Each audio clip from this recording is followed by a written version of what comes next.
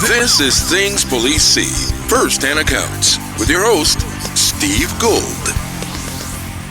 Hey guys, welcome to the podcast that interviews active and retired police officers about their most intense, bizarre, and sometimes humorous moments on the job. I am your host, Steve Gould. Thank you for joining me here. This is episode number 75, if you can believe it. So this, I want to say up front, this is obviously an audio episode like all of them, but also we have a video component now. So if you want to go to YouTube and search Things Police See, you can go there and you can see video of the interview. We're just kind of building that audience. So if you could like and subscribe, that would be fantastic. Now, our guest today, I'm very excited about. This gentleman started his career as a patrolman, became a detective, moved on to the U.S. Marshal Service, climbed the ranks there, and is currently a New York Times and USA Today best-selling author. He's well known for his Arliss Cutler and the Jericho Quinn series.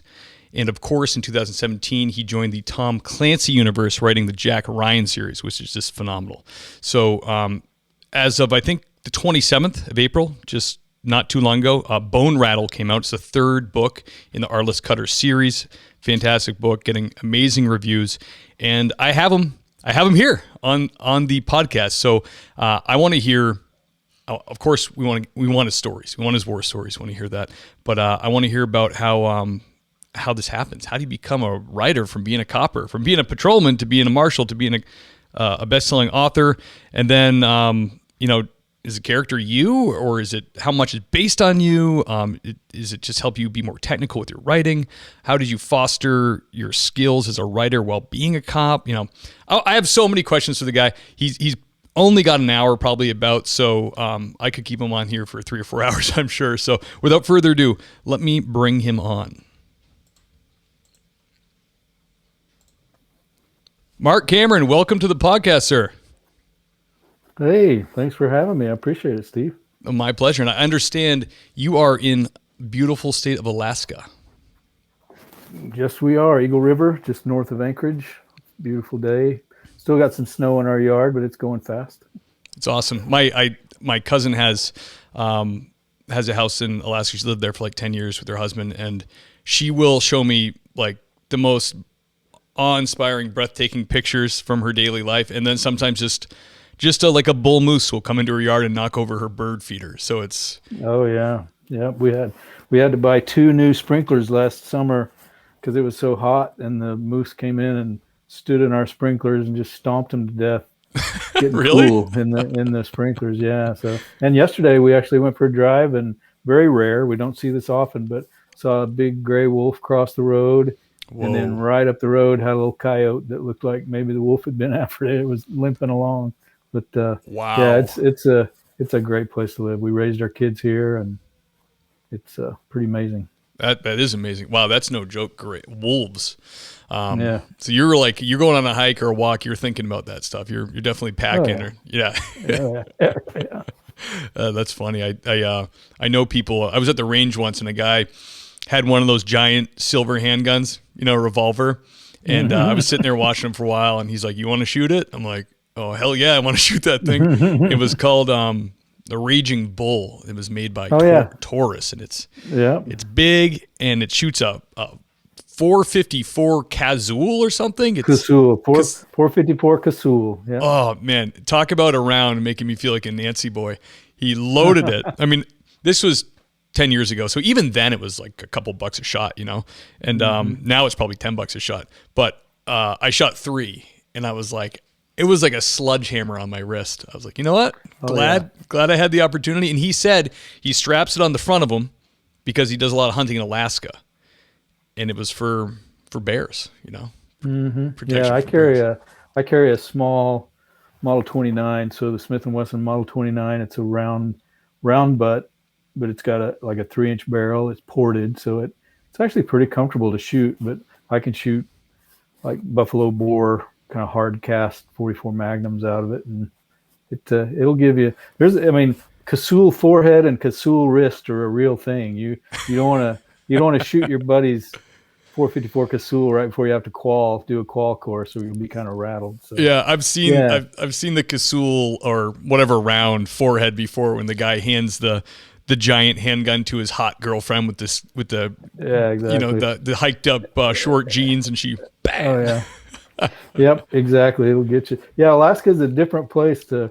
I mentioned earlier that my youngest son is a police officer here, and we have a lot of discussions about what it's like to be law enforcement in Alaska. You know, and I mean, it's not a common thing in other parts of the country, at least where I've lived, to have to put down moose on the road monthly. You know, that get hit by cars. And in fact, one of my first calls when I came up to, or first experiences with Alaska, I just moved up here. It was about this time of the year in April, and the Marshal Service had, I was working with the task force, the fugitive task force, and we had this guy, figured out where he was. He hadn't barricaded, but we thought he might. So we called the local PD, called Anchorage PD, and I was new, so I didn't know the area, and there was another deputy running it. So he had gone to the front door to knock with an APD, Anchorage police officer, and I was working the side, and then we had deputies in the back and officers in the back. And there was a APD SWAT officer. It wasn't a SWAT call out, but he had an MP5 with him, or maybe an M4. I think it was MP5. So he had his small SMG with him, and I was on the other side of the window, and there's probably like maybe a 12-foot easement between there and the privacy fence. And of course I'm facing inbound, worrying about the bad guy inside, hearing the knock on the door, and I hear the APD SWAT guy go like that, like look out, kind of the universal be careful sign. Yeah. And I turn around and there's a moose calf trotting between me and the fence. And here comes Mama, and she was, I swear she was 7 feet tall at the withers, and just right there I could have reached out and scratched her back. But instead, I, sucked up against the wall and had my puny little, I think I was carrying a SIG at the time, puny little SIG, thinking I'm not going to be able to shoot this Mack truck if she gets onto me. This would be a slight annoyance for her. Yeah, exactly. Yeah, my neighbor here where I live in, I live around the Quabbin Reservoir in Massachusetts. He said they saw bull moose on their property. So moose have started getting into Massachusetts, which I think is awesome, you know? I think I would probably fully evacuate into my pants if I saw one on a walk, but because they are like, giant. Oh, they're big. Furry Our tractors. Kids growing up would commonly call, my wife started teaching when they were in junior high or elementary, and went back to teaching full time. And it was very not uncommon at all for them to call me at work saying, "Dad, we can't catch the bus because there's a moose in the front yard." And I would say, go out the back door. You're fine. People have been going to school in Alaska for a long time. Yeah. But and they might reroute a cross country track meet because of moose. It's a cool place to live because it's so different, and you never know what you're gonna run and encounter. Absolutely. Early in my law enforcement career, I worked for natural resources on Cape Cod, and one of the summer guys that worked for me was in the Coast Guard, and he left and became an Alaskan state trooper. So I thought, well, this is cool, So he goes up there, goes through academy, and he's home 2 months after academy. And he just said, I couldn't do it. He said he goes, after like my second time being flown to a domestic, I said, really? After all that specific Alaskan training, you couldn't do it? He's like, nah, I'm miserable. I just couldn't do it. I have many friends in the troopers and have worked with the troopers out in the bush quite a bit. The marshals and the state troopers really team up a lot. And man, my hat goes off to them. It's like a small village. And these are really neat villages too. The cultures out there are just, one of my books deals specifically with, in fact, all my Arliss Cutter books deal with native issues and, how we interact with, really, it's their land. They were here first, and how we interact with the Yupik and the Inupiaq and the Athabascans and all over the state. Well, I remember going out to a small village on the Yukon, and there was 3 troopers there, 2 troopers and a sergeant. And they handled a huge area, but there was no sleeping because everybody knew where they lived. So it's not like they went to the police department and called you. If there was a domestic, the wife is banging on your door. Oh my goodness. And so even if you're on a day off, if there's, somebody that cut someone's boat fuel line, they're at your house saying, so-and-so cut my fuel line. And you think of yourself as a patrol officer or slash detective, because they do a little everything out there, where you're kind of like Andy Griffith in the town where everybody knows where you live. And there's a certain amount of violence that goes, and it's not because of who they are, but it's more where they are, isolated like that. There's a certain amount of violence that just goes with a small village like that.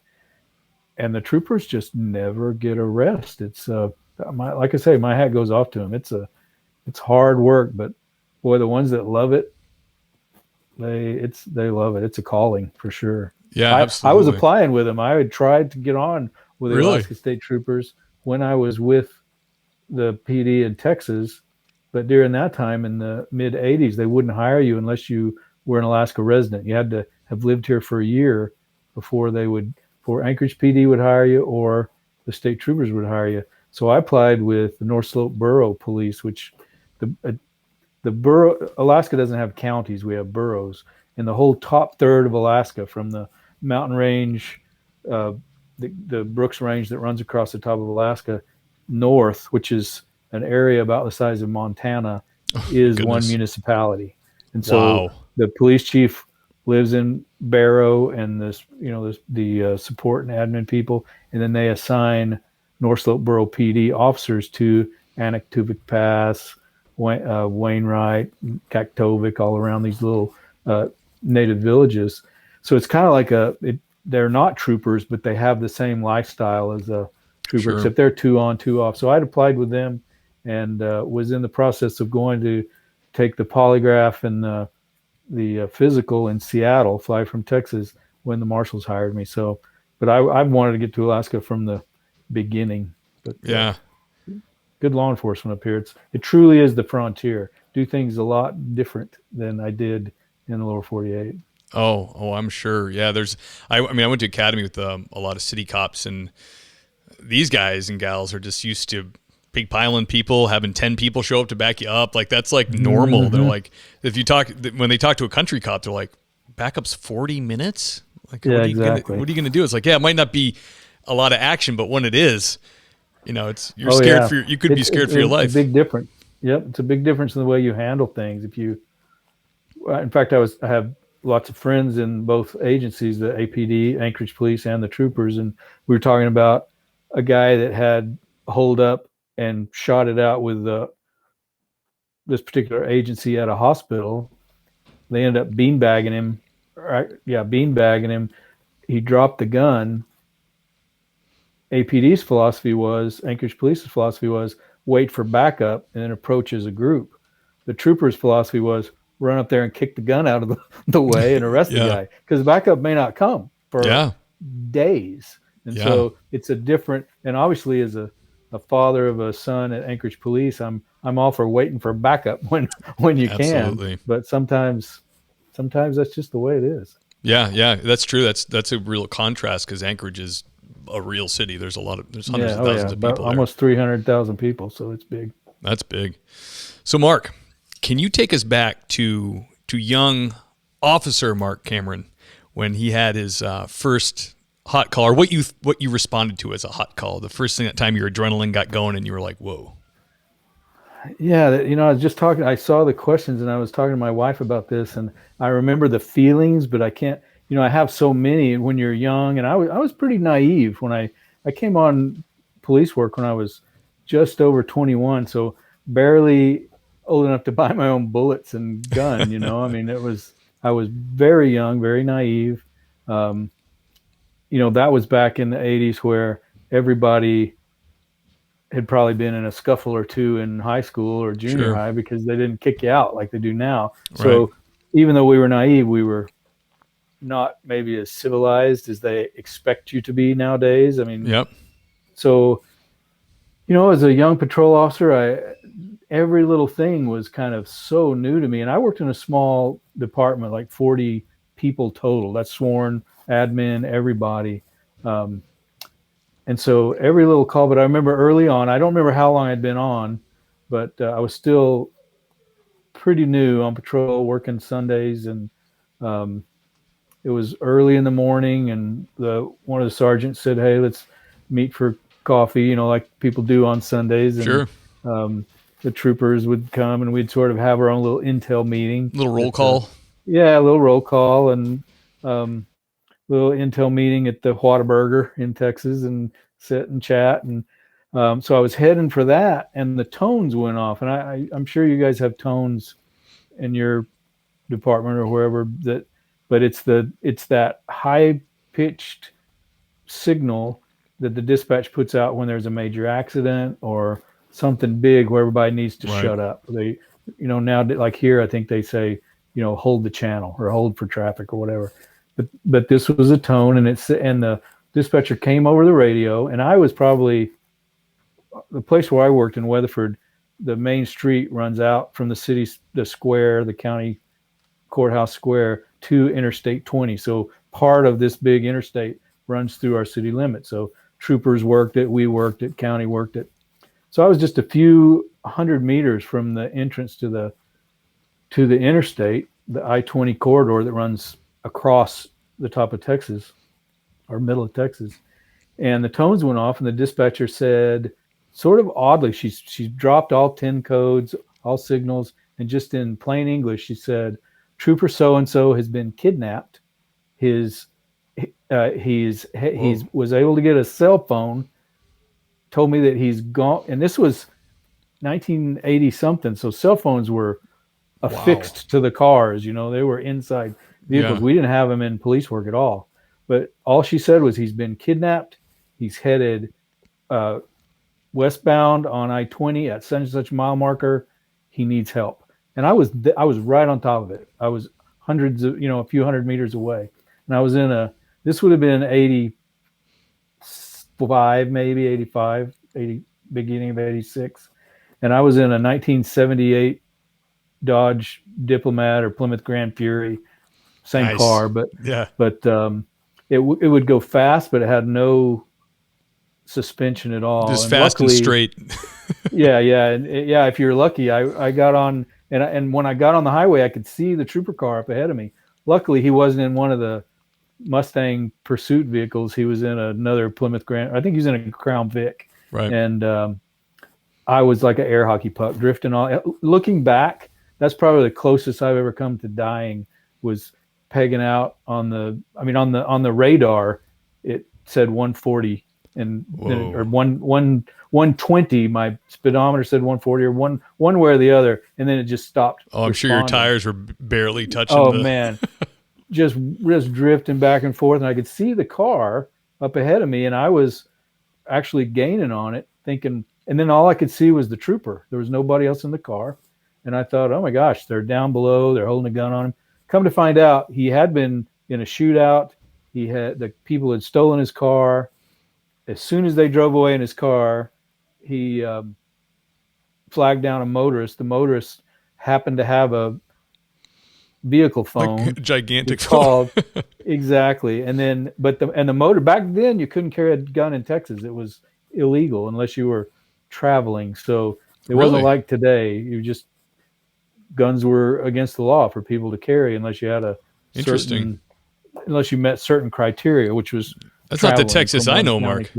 No, it's different. It's way different. Huh.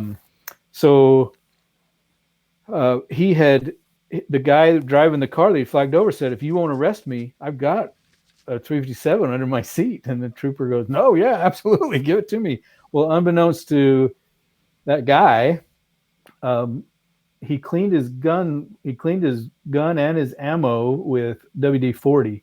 And unbeknownst to him, that's a penetrant, which completely makes your rounds inert. Ugh. And so they actually chased down the patrol car, pitted it with this private vehicle. Oh my gosh. The trooper got out, and this is all happening before I got on the road. The trooper got out, drew down, click, click, click, click, all 6 rounds. None of them worked. The bad guy car pulled up, got the other guy out of the car. They speed off, and then this other officer gets back in his car. I jump in, and that's where I came in. Trooper given pursuit. They take off running, and we were in this kind of long procession of. And then you know what pursuits are like. it turned into a gigantic parade of every time we go past picking up a cop car every time you go by a yeah, city. you pick up a cop car every time you go past the exit. And as it turned out, we ended up catching one of the guys. The other one fled into the woods. I happened to be at the right place at the right time when a Texas Ranger helicopter came out. Again, I'm so new and fresh. This Ranger DPS helicopter came out, and the Ranger, who I kind of knew tangentially, meeting him around, he said, "Hey, you want to come with us? We need a spotter." And I was like, "Riding a helicopter and chase a bad guy? Yeah." I spent the day basically just jumping out of helicopters, clearing houses, and then I guess any statute of limitations is long past. But we worked all day, and then the other guy just disappeared. The bad guy, we couldn't find him, and I ended up being assigned to a roadblock kind of west of town, several miles. And we figured that he got in a trunk and snuck out before we could set up on him or whatever. And, this guy had shot at the trooper. He was a bad dude. He was chased him around the car, trying to kill him. The only reason he didn't kill him was he ran out of, we were carrying revolvers at the time, and he ran out of bullets. And the Rangers pulled up beside us and said, "We found so-and-so, the bad guy, and over in Fort Worth, and he's dead." And I said, you had to shoot it out with him? He goes, "We found him and he's dead." And I said, "Well, was he alive when you found him?" And the Ranger said, "We found him and he is dead." And I said, "Good enough." I guess you don't shoot at a Texas Highway Patrol officer in 1985. Yeah. So, I'm not going to ask the question again. Yeah, exactly. But I learned a lot about how dangerous. Since then I've seen wrecks, and police officers and FBI agent I know was killed in a vehicle wreck. And there's like I say, that was probably, even though I didn't know it at the time, I was too young and immature to realize how dangerous driving 135, 140 down the highway in a 10-year-old car. Yeah. Particularly that in that day and age, even the tire, one tire blowout is very dangerous. Yeah. Big boat with a lot of horsepower and no suspension. I know. Yeah. The first cop job I had, we had a four-lane undivided highway through town with a lot of speeding issues and fatality accidents. So they always wanted us hammering traffic. So I just got used to driving fast and turning left, just patrolling, boom, moving radar. I never forget one morning I spun around and I punched it. It was like, 5:45 in the morning. So the commute wasn't really picked up yet. It was just starting to get busy. I'm doing 80, boom. And this guy, this older gentleman, pulls out right in front of me out of a side road. And I just, like that, and I could feel the car lift. Oh, yeah. And I just missed this guy because I knew I couldn't slam him on because it would just lock and I'd be. So I had to steer around it. And that stuck with me. That was it. I was like, you know what? Oh, yeah. It's not worth it. That for 15 miles an hour over the speed limit, I'm not hammering down like that. Absolutely. And back then, and I hate to keep, these kids today talking like an old dude, but back then, I remember vividly when Texas passed a law that you had to wear a seatbelt. We as police officers, not out loud, but among each other, we were upset because we thought of all the million ways that a seatbelt was going to impede us jumping out of the car. We need to get out of the car, and don't make us do that, Sarge. And boy, this is going to be horrible. So the backstory of that is I wasn't wearing a seatbelt. I was going 100 and whatever miles an hour, completely free to exit the vehicle at 100 and whatever miles an hour if I flipped. And it was, if I have bad nightmares about anything, it's that chase. Yeah, absolutely. My father was a cop, started in the 70s, 32 years, and he said there was a lot of cars on the road then that didn't have seatbelts. Yeah. And they had like metal dashboards. He goes, "Steve, I go to a rollover and everybody be dead. I go to rollovers now. Everybody's outside the car. Like, hey, can I go in and get my CDs, or whatever?" It's like, exactly. You guys are okay. Different. Oh, my dad said everybody's heads off. Their arms are all broken. It's like, it's. Oh yeah, it's completely different. Completely so much safer now. I mean, now we had a Volkswagen Passat, and the whole thing was engineered so the motor would come down and slide underneath underneath the people. And don't know how many old vehicle accidents I've worked where the motor was in the guy's lap. Yeah. He was not doing very well. Yeah, absolutely. Mark, I have some more questions for you, but I kind of specifically want to hear about how you go from the police work we've been talking about to the U.S. Marshals. How did that spark your interest? Because, I mean, I know, if I'm being honest with you, what I know about U.S. Marshals probably comes from Tom Clancy books, or from the movies, right. Like The Fugitive or something, Right. which it seems, it all seems very, it's easy to romanticize and be like, I'm going to be a bounty hunter for these criminals. But the only U.S. Marshal I've actually met, I met an air marshal actually. He said it was the worst job he ever had. It was at a Christmas party. Different. He was like, way different. He was like, my job sucks. So, but the only U.S. Marshals in the Marshal Service I met work at the federal courthouse, and which is totally not the bounty hunter dude. So, how did it unravel? Well, the Marshal Service is made up of it's all deputy. There is a presidentially appointed marshal for each district, and there's 94 districts within the United States. So Alaska has one. Bigger states like Texas have 4 or 3 or 2. Like whatever. Boston will have one. Well, Massachusetts will have one. Connecticut has one. Maine has one, but Virginia has a couple. New York has 4. It has to do with the judicial districts. Anytime if there's 4 U.S. attorneys and 4 chief judges, there's going to be 4 United States Marshals. And so those are political appointments. They work at the pleasure of the president, and every time the administration changes, they change.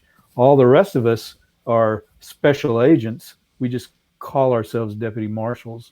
So we're 1811s, just like the FBI, the Secret Service, the DEA, ATF, whatever. Is there any connection to those marshals and the marshals, like Marshal Dillon from like? Absolutely. That's the same service, just it kind of have an evolution. Service. Okay. Yep, absolutely. The same service started in 1789 by George Washington.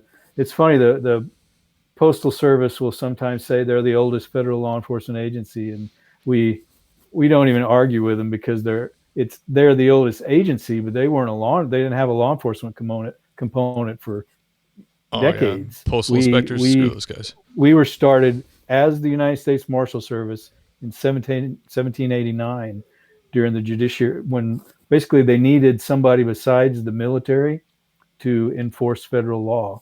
Consequently, this is one of the reasons I really liked going into it as a law enforcement officer.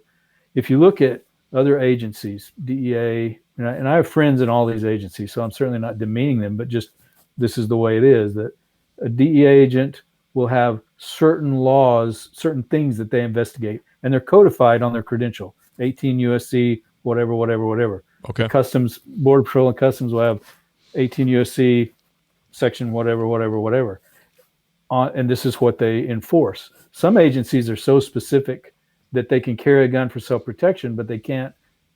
Their power of arrest are very limited, so they end up coming and getting us to come help them. These are federal IG, inspectors general and things like that. So, but on the FBI's credential and on our credential, on the U.S. Marshal's credential, it says, for instance, Chief Mark Cameron is in good standing, authorized to carry a firearm, and it says authorized to enforce federal law, which means everything. Whatever the boss tells us to do, we go and do it.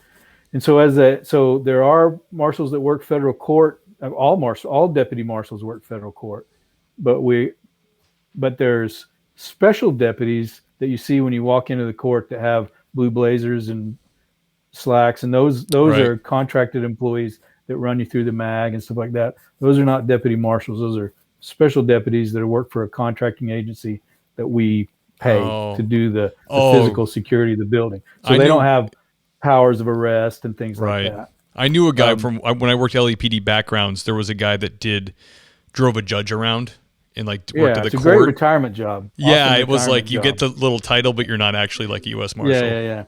But so when I was in high school, so I used to watch Gunsmoke with my grandpa, hell yeah. and then Rooster Cogburn and, True Grit and all that. Yeah. And read about deputy marshals. And then when I was in high school, I was walking. This is kind of embarrassing to tell you the truth about what I got me interested in it, but I was around. It was an old, Texas county with a courthouse in the middle and a big square and parking meters all around the square. And this deputy marshal named Larry Fowler, he just passed away, but at that time he was the deputy marshal in Fort Worth. He'd come over to where I lived, and he was visiting somebody on the square, and he had a big hat, a starched, open collar shirt, starched jeans, wore his sidearm outside, not covered up on a cool Ranger rig, dressed like a Texas Ranger, but he was a deputy marshal. And he drove this big old pickup, and he opened up the pickup, took something out of the glove box, and it was a bag with a little metal collar on it, and he stretched it over the parking meter, and it said official business, U.S. Marshals. And I was probably 14, and I thought, I want that job where I can have one of those bags and not have to. I guess I was probably 15 because I was driving. Yeah. I said, I don't want to pay for parking. I want that marshal job. That's funny. It's funny what sticks with you. Yeah. And then, but oddly enough, I got on with the police department later on in life, and we got a call from the marshals in Fort Worth that there was a guy that they had done some phone stuff, and they thought they knew where he was, in our city. And so me and two other officers went and surrounded the house back away from him a little bit. And so at this point, this has been the late 80s. And so and it was Larry Fowler, the same guy that I had watched him. And the only reason I know it's the same guy is because I became friends with his son in high school. So Fowler was coming over, and I remember another agency. I won't mention their name, but they're another big federal agency. And they were saying, wait for us, wait for us, wait for us. And Fowler's going, screw that. If you get him, get him. I don't care who's there. Right. Just arrest the guy.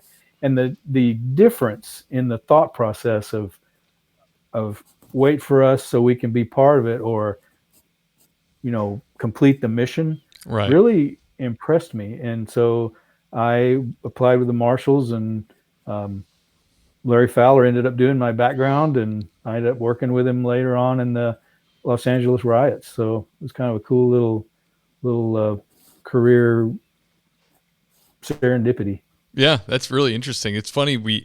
I have a little story from the first agency I worked for, not a big town at all, but the marshals came into town, and there was like a little communication blip where they were obviously supposed to let the chief of police know, this guy's here, we're going to grab him, and, maybe have a unit stand by if we need him or not or whatever. None of that made it through. So we got a bunch of calls. I wasn't working. I was actually a kid when this happened. But a bunch of calls about these guys, shaggy-looking dudes with guns, dragging this guy out. Well, the local police show up and pull their guns on them. So now the marshals and the cops are pointing guns at each other.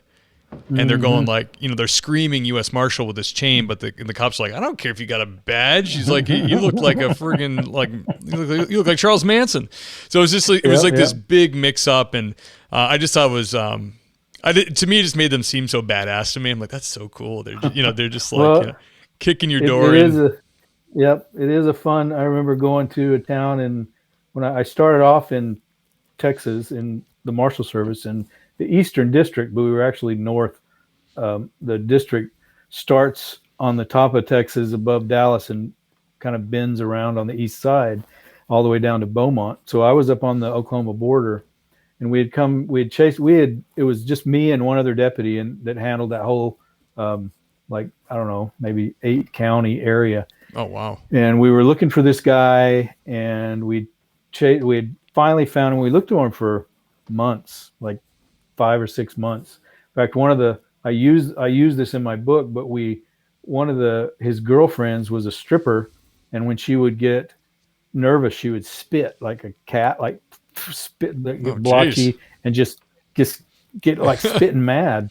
And she was such an interesting. We kept hearing about her, but she was such an interesting person that sort of we figured she would know where he was, but she was just such an interesting person to hear about. We actually, I think, started subconsciously looking for her harder than we were looking for him, so we could find her and see what she really looked like. But we ended up locating the bad guy at his sister's house in a mid-cities between Dallas and Fort Worth area. Told the Dallas office, because that's a whole different Marshal's district, that we were going to be down there. They said, have at it. They didn't want to come out in the middle of the night for that. Sure. We ended up arresting him, and this police department, which is a decent-sized police department, they came with us. We went in. The guy was asleep on the couch. We could see him in the glow of the aquarium. We booted the door because the sister was supposed to have guns. We booted the door. I covered the upstairs where the sister came down. My partner covered where the bad guy was, cuffed him. We walked out the door with the guy, put him in the car, and the sergeant of this police department says, all right, let's take him back to the PD and we'll get some prints and photos and get him booked in. And my partner said, nope. And we got in the car and drove away. Yeah. And I thought after that, we should probably be a little more communicative with the locals but it really wasn't a state. There was no need to do that. Right. We could have explained ourselves a little better. Sure. So sometimes it is easy to get carried away with the swagger, I think. But by and large, we really try hard to work very closely with the state and locals because there's not enough of us. We really have to work together. We can't be the Tommy Lee Jones, I'm here to take over your case and get out of my way, or else we'd never catch anybody. Yeah, no, that's so true. And I mean, and I have to say that, and you probably confirmed this, that any interaction I ever had with federal agents or federal agencies, they're nothing but helpful. They were there to support us, to help us, to give us resources we didn't have. Like, they were just good. I mean, right down to like postal inspectors when you had weird stuff coming through the mail, or we used to have a secret uniform Secret Service guy lived in town, and we get counterfeits and he'd take them. He even went on ride-alongs with us just for fun. So I think you're right that that gets played up a lot in the movies. We're taking jurisdiction or whatever. Exactly. But I'm sure it happens once in a while, like you're saying, but it mostly was like a very beneficial thing. And it's funny too. Like we had a couple of characters that worked the DEA drug task force, and they were funny. They would show up I remember going on, I was just patrol, and they'd be like, hey, we're going to this kid sold some bad heroin, killed someone. So, we're grabbing them, and we're using your detective and the drug task force and the DEA agents we're in like this little staging area, and they're like, he's like, did you bring our vests? He's like, I didn't bring the vests. He goes, we're going to do this again without bulletproof vests? He's like, you kidding me? And it was just funny. We're just laughing, like the DEA guys were like, screw it, let's do it. And come to find out, you always get those I'm laughing about it, but you get those law enforcement magazines, and like DEA agents get shot more than anity. It's like, geez, you really should be wearing that vest, man. Oh yeah, absolutely. They're good folks too. I utilize, I wouldn't say that I base any one character off any one person, but boy, I glean from the just incredible men and women that I've had the opportunity to work with over the years. It's a pretty cool bunch of characters to draw from, good and bad, the bad guys as well. Yeah, no, that's cool. So that is like when you're writing your stories or coming up with plot lines and characters, you're kind of, it's like a mishmash of different personalities to kind of form one character, and probably your own experiences. And how much of the characters are you? Like, how much would you say percentage wise? Probably they're what when you're having a debate with someone and you're right and you're talking along, but you just can't think of the right things to say, and you get on the elevator and as the elevator door's closing, you know what you should have said, right? Yeah. Well, as a writer, we have the benefit of reopening the elevator doors and writing the snarky comeback or the cool one-liner or the, bring out the evidence. And so the characters, my heroes, are what I wish I was, but certainly not who I am. I think the Arliss Cutter books are probably the most autobiographical of all of them, and they're not really truly autobiographical. If I was any character in the Cutter books, I'm Grumpy, the dead grandpa. I'm not necessarily Arliss. I am not near as cool as Arliss is.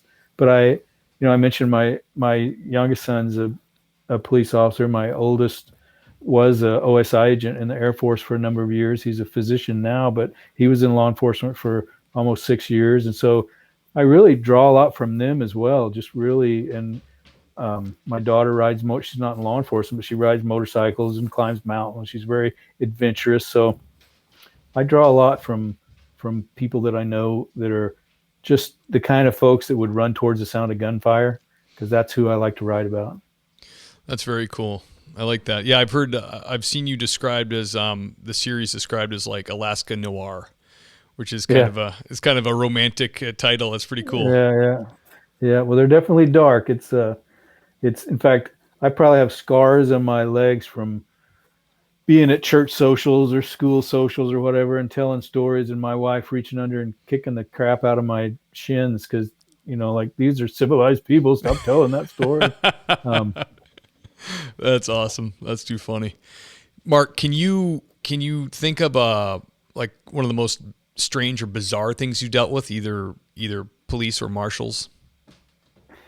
Yeah, you well know that it's a people business and people are bizarre. If you're Amen to going that, to somebody's house and they're not expecting it, there's just some weird stuff in there that, everybody's got a secret sin, right? And when you're the coppers, you're going in and boy, there's just some strange people. I think probably one of the most bizarre cases I ever worked at where we actually came to closure was I was I think I was just a brand new detective, and I know I was just because I was in plain clothes and was a brand new detective, and patrol got a call that there was a bunch of flies on the inside of an apartment window, and nobody had seen the guy in a while. Yeah. So you know what that's going to be. Mail well, I building happened up. to get there. Yeah, exactly. So I happened to get there before patrol. So and while I'm telling you this, I'm thinking of a million other bizarre things that I ever saw. So me and the patrol officer went in, and there was a guy deceased under his bed, and his legs, like from the knees out, were sticking out from under the bed, and he had obviously kicked. He had kicked so hard that the carpet threads were like frayed. Weird. Where he had been kicking, and then all on the side of the wall looked like a shotgun blast. Like it was just it had been a shotgun murder, but we couldn't see the top half of his body. Yeah. You could just see this huge bunch of gunk on the wall that had been there a while. And the apartment was clean otherwise. It wasn't like a doper apartment or anything like that. So I remember I had the camera, and the patrol officer, who's since gone on to be a county investigator, he looked at me and he goes, "I'm not looking under there." And I said, "Well, come on, just look under there and tell me what it's like before I look down there." And so we're like arguing who's going to look under, and because we know this guy's going to be murdered with a shotgun or whatever. Right. Turns out we looked under. Turns out he was intact, but he was had been there a while, so he was already discolored and all of that. So we ended up calling. In fact, the patrol officer I was with did a redial of his last number called. Ended up getting the pharmacy. We were able to find out what kind of meds he was taking. Turned out he was on some meds for gastritis, so stomach pain. And when I was underneath taking pictures of the body, we saw some blocks under the head of the bed. And what had happened, he was trying to diet. He was a single guy trying to, hang out with the women and whatnot. Sure. And he was living on pretty much a diet of chicken strips and beer, light beer, and food of champions. And then, exactly. And like probably bulimic. So he had messed up some of his system, and he got this gastritis, and he was underneath the bed trying to prop up the bed, because if you have gastritis, if you sleep at an angle, it's a little safe, feels a little better. And we're piecing all this together, right? Yeah. So he gets under the bed, he's putting it under the blocks, and the bed falls on him and hits him in the belly, and his insides rupture, like his esophagus ruptures, tremendous pain. He's kicking and kicking and kicking. He bleeds out internally and dies 2 weeks before. Over a period of time, his body swelled and lifted the bed completely off the ground. Yeah. And then popped. And when it popped, it painted the whole wall of Oh, of the apartment with what we thought was a shotgun blast. But it, looking back at it now, I can kind of tell it in sort of detached, dispassionate way. But when we were in it, it was horrifying. Because it looked like some kind of axe murder scene or shotgun murder yeah, scene. But it was analytically, it was a really good. It was a really good experience in really looking at the clues, solving, bit by sure. bit by bit, detaching ourselves from the the real pictures of the situation. And the one thing I remember about that, and the reason I know I was in plain clothes, is because we solved it standing there. It took us like an hour and a half with calls back and forth to the doctor and all Mm-hmm. that. And of course, then the autopsy eventually confirmed it. So we solved it pretty much, and then everybody left but me. And when the mortuary service got there, it was me and like a 72-year-old mortuary Oh, geez. driver, and so I had to help load the guy into the body bag and all of that. And he ended up popping and getting on my slacks, my new Wrangler pants, and No. um, I just threw them away. I just couldn't Yeah. No. abide putting those in our family laundry. So Yeah. yeah, but so that was bizarre, but it was a teaching experience as well. Yeah, absolutely. Anytime I see those guys roll up with one person, I'm like, "Where's your buddy? Yeah, exactly. Where's your buddy?" You're the buddy. Yeah, exactly. It's funny. It's not funny, but it's bizarre how it, like you saying earlier, when you get into police work, you're just kind of like doe-eyed about it. Because you've not. There's no way Academy cannot do it for you when it comes to like what you're going to walk into. And I remember going to one of my first unattended deaths, and the human body just reacts differently under all circumstances. And where I was working, it was super humid, like 90 during the day, and this guy had been dead for like a week, and he had sweatpants on, lying on his bed, lying in his spare room with his clothes completely folded. So it was weird. Like, why is he in his spare room? Clearly he lives in that room, and he's lying there just on the bed, and sweatpants on, huge like basketball bulge in the crotchal area with a wet spot on top. And I'm like, what the hell is that? Like, why is that happening? But the rest of him was also filled with gas. So his testicles filled with gas. Yeah. I mean, and it's just something you don't, it's so weird and off-putting, but happens. It's just really, yeah. And he had not, this is the thing I learned, he hadn't released. So there was almost no odor in this room. Yeah. So when they came, I was told, we're going to move him. How's your stomach? I go, not good. I dry heave it at like everything. If you talk about poop too much, I'm like, what? He's like, well, hold on to yourself there, buddy, because it's going to get bad. And sure enough, like soon as you move him, it is absolutely brutal. Oh yeah. But I look back and I go, you know what? Thank the good Lord that we were there to deal with it, and not the family. We were there to absorb that for them and take care of it. I'm thankful that someone, hopefully some lawman or medic or somebody will be there to take care of me when I'm about to pop. You know what I mean? We all do. Yeah, we all go, and there's something kind of ignoble about death that's not. You just don't want your spouse or loved one to have to deal with that. So it's a service that police have to kind of, I don't know, be the sin eaters of. We're the ones that sort of eat that hardship and hopefully save the other people for. So it's pretty bizarre though. Yeah, absolutely. Bizarre. But after moments like that, deaths and bad things that happen, like the next Sunday in church, I pray harder. I look at my kids different. I feel more grateful. You know what I mean? It's almost. Oh, I do. It taxes you, but it's like it's a gift because you kind of you reassess what's important, and you're going home to this family that's wonderful, and I got a great wife, and it's like, man, I'm living in paradise, and I only got to walk in hell for 8 hours. You know what I mean? These people are, a lot of them just, that's their life, and it's, I can't even fathom it. So yeah, the job definitely opens your eyes to that stuff. So Mark, can you tell me the most intense or terrifying moment on the job?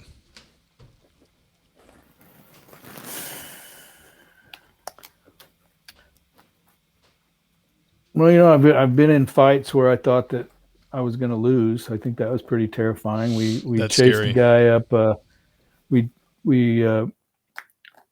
not to get political, but after Ruby Ridge, I was assigned to North Idaho. And so it was me and one other deputy, and we were basically assigned to work there to show everybody, hey, these guys have kids in school, they're normal people. It's not the jackbooted thugs that you feel like the government is. And it was a really hard place. It's a beautiful place, absolutely beautiful. I heard it is. But the Aryan Nation was really strong. The anti-federal sentiment was very strong, and it's kind of a tough place to raise a young family. We were there right before we came here, but we had a guy who had holed up on a mountain with an older lady. Like, he was in his mid-30s, she was in her 60s, and he had married her to get her Social Security, basically, in her food store. She was a prep, kind of, didn't call them preppers back then, but she was a prepper. Right. And, ahead of her time. Yeah, ahead of her time. And so they had gone up on this mountain with a teenage boy, and they had built their little stockade compound up there. And I'm talking way up the mountain. And he had put booby traps out and all of that. Wow. Well, I called my headquarters and I said, and this guy was bad. He had kidnapped a Jewish couple over in Spokane, held them at gunpoint for a couple of days. He had murdered another guy, another white supremacist, because he thought he had a kill list, and this other guy that was part of his unit, if you will, he thought he was going to rat him out. So he murdered him, and then he was up there in the woods. So I called our headquarters and said, hey, we got this guy up there. The FBI is looking for him. We have a warrant on him for federal parole. And parole had been abolished by then, but there were still people that had parole, so we still had a few. And of course, our headquarters was, no friggin' way are you going to go do a raid in North Idaho on a mountain with a kid, and there's just no way. So we ended up luring him off the mountain, basically by telling him that he was super prejudiced, just very violently prejudiced. And at that time, the director of the Marshal Service was a Hispanic guy named Gonzalez. And so we just made up this character named Gonzalez we said he was in town to buy guns, and he was going to be over at this place, and he had some girls with him, and it incensed this bad guy so much that he came down off the mountain to kill our guy. Basically, we had an informant, and the informant said, I'll give him that information that he can sell some guns, and he'll really come down. The world's biggest a-hole. Oh, man. And so we lured him down off the mountain, and it was me and an FBI agent, and a couple of other Boundary County deputies and Bonner County deputies up in Priest River, Idaho. And we had this pretty good plan where we were going to pinch him right in the middle of a bridge away from the little town and get him as he's coming in. So he comes riding off the mountain with his bicycle, and he's got a Ruger GP100 in his back pocket. He's got a 1022 sawed off in his backpack. He's got duct tape and gloves and bear spray and another pistol, but I can't remember what it was. So this is like a bad dude, and you guys he is a bad guy. Back of your mind, you're thinking, we can't get bad PR for this. Oh, exactly. Oh, so what a he's nightmare. Super bad. So we're on the radio, we're talking. The informant says he's coming down. We got eyes on him, but we're going to get him in the middle of the bridge because we don't want him to shoot it out with us. Well, the agent, I don't know what he saw. He saw something I didn't. But the FBI agent pulls up alongside him before he got to the bridge, and I'm barreling up to meet him in the bridge. As the agent pulls up, he sees the gun, and so he just like bumps him off the road on his bicycle. So he goes tumbling. I scream up, jump out of the car. I can't remember if it was Bonner County or Boundary County, one of the two counties up there in North Idaho, the top two counties. One of those deputies gets out, the FBI agent gets out, and we're jumping on top of the guy, and he's fighting, and there's guns everywhere.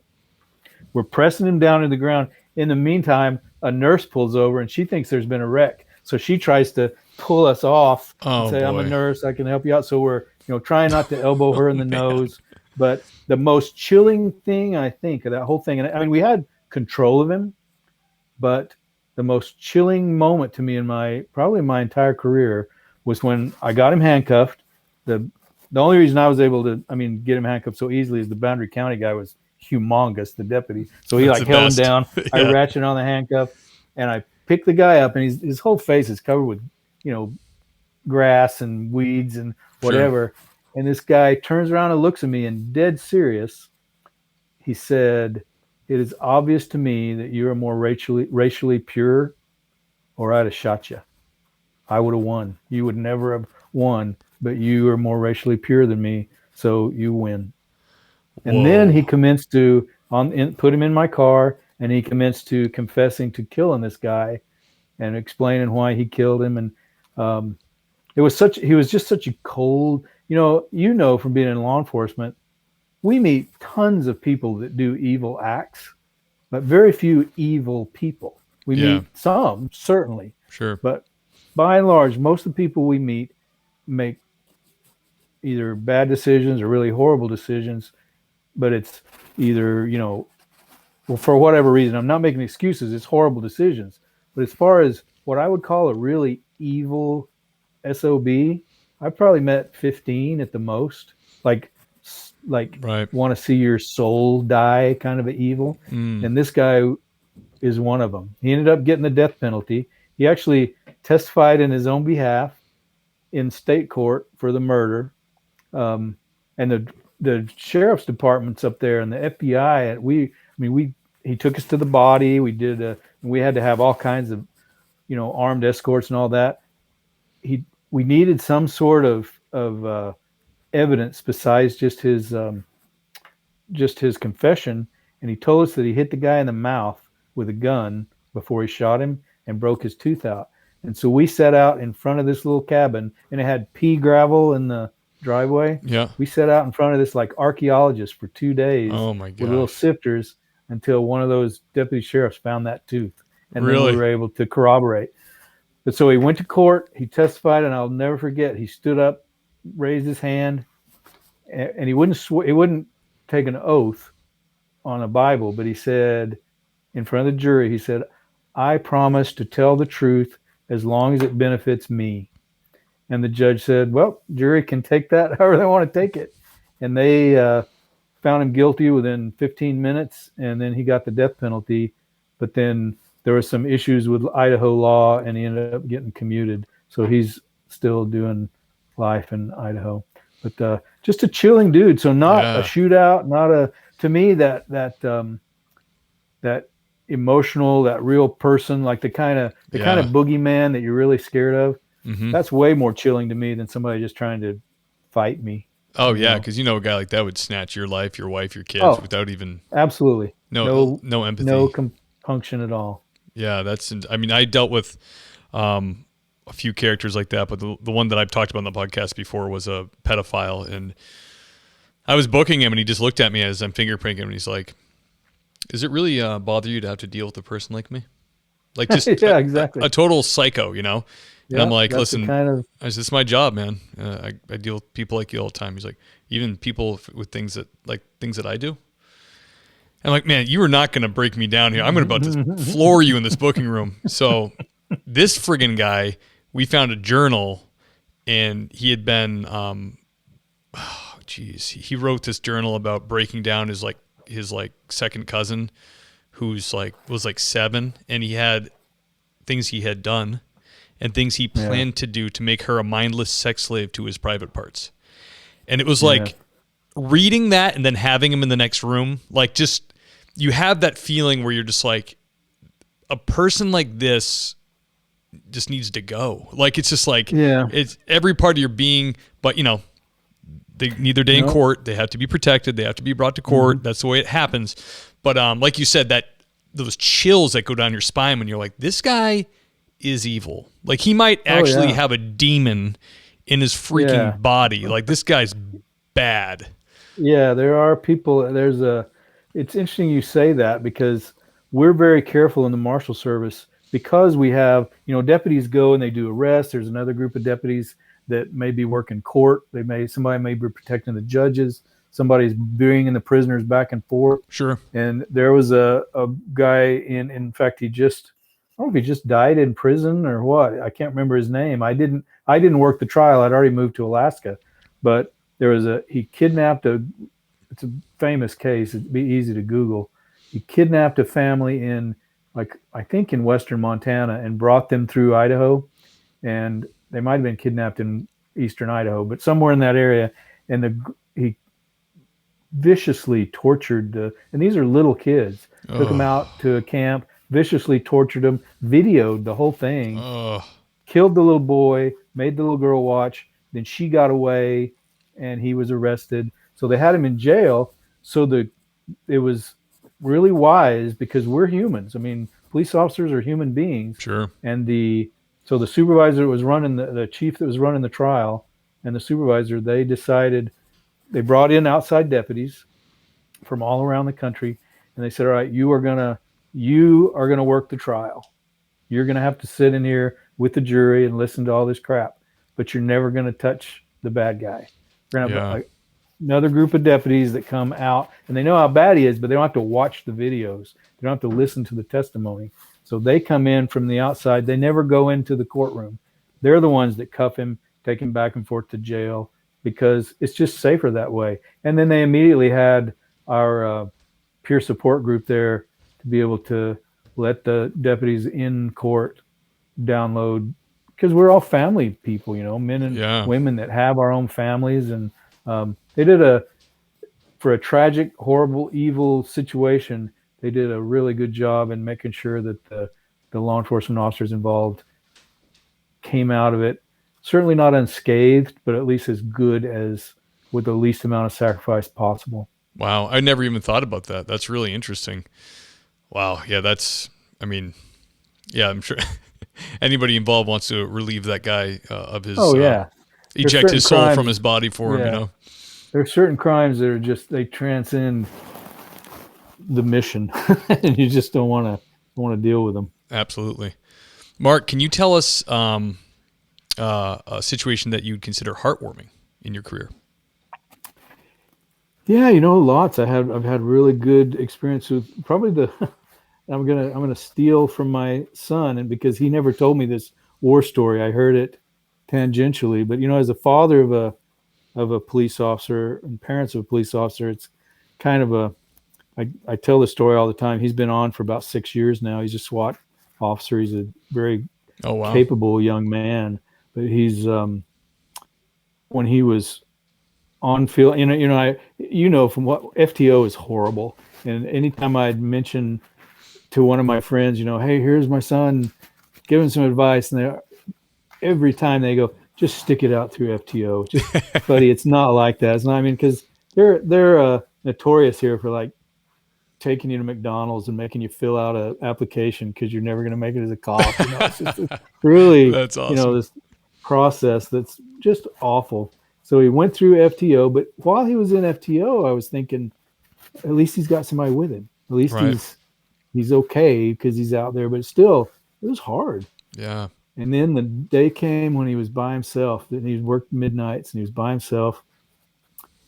And my wife was fine, and I was just a nervous wreck. I mean, talk about praying harder and just keep him safe. Whatever. Yeah. I finally told my wife, "Why aren't you? What's the matter with you? Why aren't you nervous? He's our youngest." Yeah. And she very seriously looked at me and said, "Marc, this is new to you. I've been feeling this feeling for 30 years. Oh. And I thought, oh, okay. All right. I should shut up. Wow. But so he went out on his own. At that time he was not married, and he would come over periodically, and we were chatting, and he said, yeah, I had to do a death notification by myself, which was like one of his first since he was out on patrol, since out off FTO. Those suck. He said it was really a tragic thing. This guy had been on drugs for part, it seemed like he was part of the drug culture, but he got out of it. He was getting his life squared away, and his baby needed formula. They were out of formula in the house.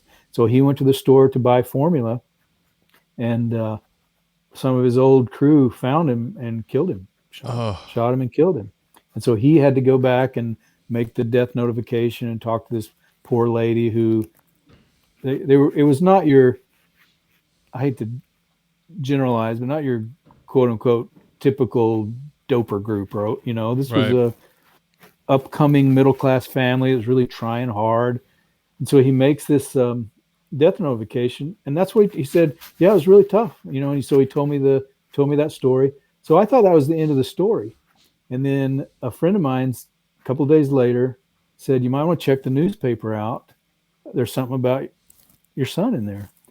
So I looked at it, and there was a letter to the editor from the lady Oh, who wow. had gotten the death notification. Yeah. And she said, "I want to," and she told her story. Basically, she was asking for information about her husband. Please, this is the situation. He's clean, but he's turned his life around, and the story I just told you.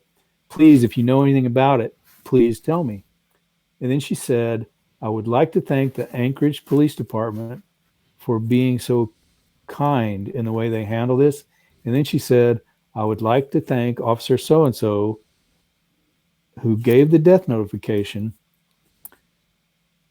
because he saw the problems that I was having and that we didn't have any baby formula. And so he went and bought me some on his own and brought it back to me." Wow. And when I talk to young men and women about police work, it's fun to tell war stories. It's all, and he'll probably get mad at me if he ever listens to this, because he wouldn't have ever told me about that. Sure. Proud But moment for you. when you realize that it really is about the people, and if you have to get down and dirty with somebody and tase them or take a life or whatever, then you have to do it. But really, it's about, I got into police work because I used to watch Adam 12, and they hardly ever got in shootouts. It was about solving problems and Right. helping folks out. And if you can keep your humanity, but still be willing to become uncivilized at the drop of a hat, then it's probably the right job for you. Yeah. That's a good way to put it. For sure. That's you must have been so proud of your son when you read that. Oh my gosh, I got a little misty eyed when I just told you about it. It was Yeah. like I say, he'll probably be upset with me when he hears this, but it was that's what you want, and I have to hand it to Anchorage PD, because when they interviewed me, and I knew the lady that did his background, from working task forces and stuff. Yeah. The people they're looking for aren't. You can train somebody to be a door kicker. You can't train somebody to be kind. They're kind or they're not, generally. And Right. so they're really looking for folks that, like I said, have the ability to spool up, but their general demeanor is one that diffuses situations instead of other way around. And we need folks like that. Absolutely. We've all worked with that cop that shows up and causes the problem. Like, oh, he's here, so now there'll be a fight. It's like, or he comes in the booking room and you go, this psycho's being pretty quiet, but you're not going to let that happen. You're not going to let it stay like that, are you? Exactly. We don't need more of those guys. Exactly. We always say losing that person is like gaining two good men when you just get rid of that one person. Absolutely. Well, Mark, thank you so much for coming on the podcast, man. This has been a great interview. It was really cool. It's really an honor that you came on. And what can we tell the folks about finding your book? Came out the 27th of April. Third book in the series for Arliss Cutler, Bone Rattle. Where can we get it? Amazon and where else? Yep. Yeah, Amazon. Really, anywhere books are sold. It's on Audible. It's Barnes and Noble. Your any kind of indie bookstores. They're just mystery crime novels set in Alaska, and some of the stuff is drawn from my experience, but it's way cooler than Arliss Cutler is way cooler than I ever was. So yeah, they're fun books. I love it. And I will certainly put a link to all that stuff in the show notes, and I'll put a link to it on our website. And I don't want to bother you, but I feel like I could have you on again for another 2 or 3 hours. If I could ever get you back, I'd love to hear some more stories. Hey, love to. I hope we didn't bore people, but I love talking police work. I always tell people being a arguably successful novelist is the second best job in the world, and being a deputy marshal to me was the best job ever, and I miss it every day, every day. That's awesome, man. Thank you, Mark. And hey, I'm going to do the outro, and then can you just hang on the line? I'll be right with you. Hey guys, that was episode number 75 with Mark Cameron. Wow, those were some great stories. First U.S. Marshal to come on the podcast. I got so many more questions popping up for him, but we're over an hour already. So hopefully, maybe in the future, we could talk him into coming back. Thank you for listening. Thank you for continuing to rate and review the podcast on iTunes. I know I'm like a broken record with it, but it really does help because when people search law enforcement podcasts, how many ratings or reviews you have kind of dictates where you'll show up in the search. And we've been kind of at the top of that because of how much you guys like the show and the ratings you give us. So it just helps us get guests like Mark Cameron. If you could just, take 30 seconds to give a 5-star review and even maybe just write a little blurb, that would be fantastic. Go to thingspolicec.com. You can apply to be a guest there. Just scroll down and click on Be a Guest. Also, you can buy some merchandise there with our little 80s retro logo. And thank you so much. And go check out Mark's new book. It's the third in the series for Arliss Cutler. Rave reviews. He's clearly a great communicator, great writer. So go check him out. So thanks, guys. Till next time.